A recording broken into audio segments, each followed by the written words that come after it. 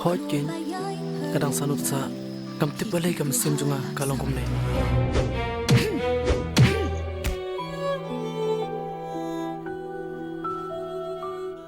Jayu nga, siya nga po yung na. Isyan, malay kandoy kajing accident. Ken, ngadang mut hiban kat ipi. Namar ba ngali ithat siya itu isyan. Oh man.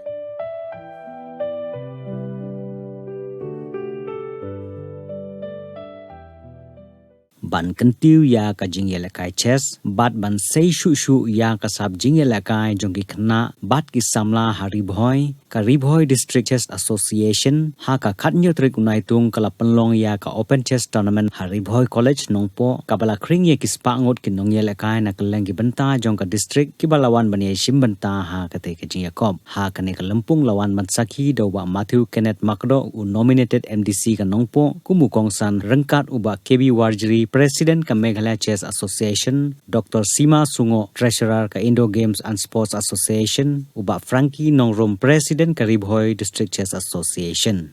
Ha ka jing Yakob jongki shenrang u Khraw Makdoh ulara iaka lahduh u Yochwa Gilbert Goshna ha ka kerdan ka baar u Nevlin Lengdo ha ka kerdan ka balai. Na ka lengki kenthe ka Tanvi Bhatia ka layo iaka lahduh ka Amen Chidina Sangma ha ka kerdan ka baar bat ka dap kerhai kharkrang ha ka kerdan ka balai nalore kite la ai kusnam kerpang ro ya ki nong yeshi menta ki badang ritam ya ka dafin banbet suchiang bat yu umat ajaria matlai kat ba u Arnold Moksha ulayo ekanam kumno yeshi menta u balarang ba tam mga suto kalong ba ka chess ka ka mind game ngiron kam ka jing siya ngiron kam ka jing perkham ngiron kam ban kulit jimot giron kam ka consistency dai ho giron kum gane gila ban poi shadu thau chom jing job ngatharai kinong isip ta ne nang chupoi pakhat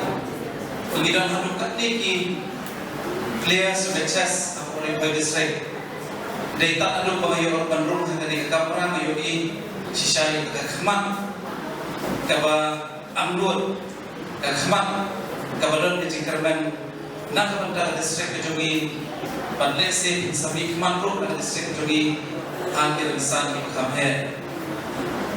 I think everyone of us agree with me that when we come to participate in such event, especially in the chess tournament, we are like a pawn. Am I right? Because we started just as a pawn. But remember, a pawn can be a queen if it reaches till the end. And that demands precision, that demands consistency, that demands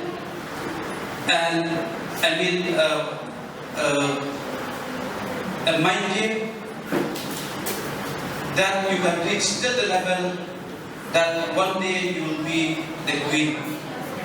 I think every one of us here participating in this chess tournament, I think we don't want to remain as a pawn.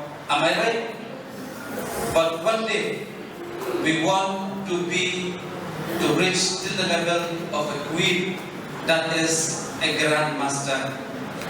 As the president of the chess association of Bhoi rightly said, that one day this room will produce a grandmaster.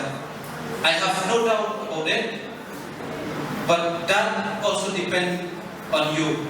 If you work hard, if you be able to do it, I think you can reach till that level to represent the district, to represent the state and the country as well.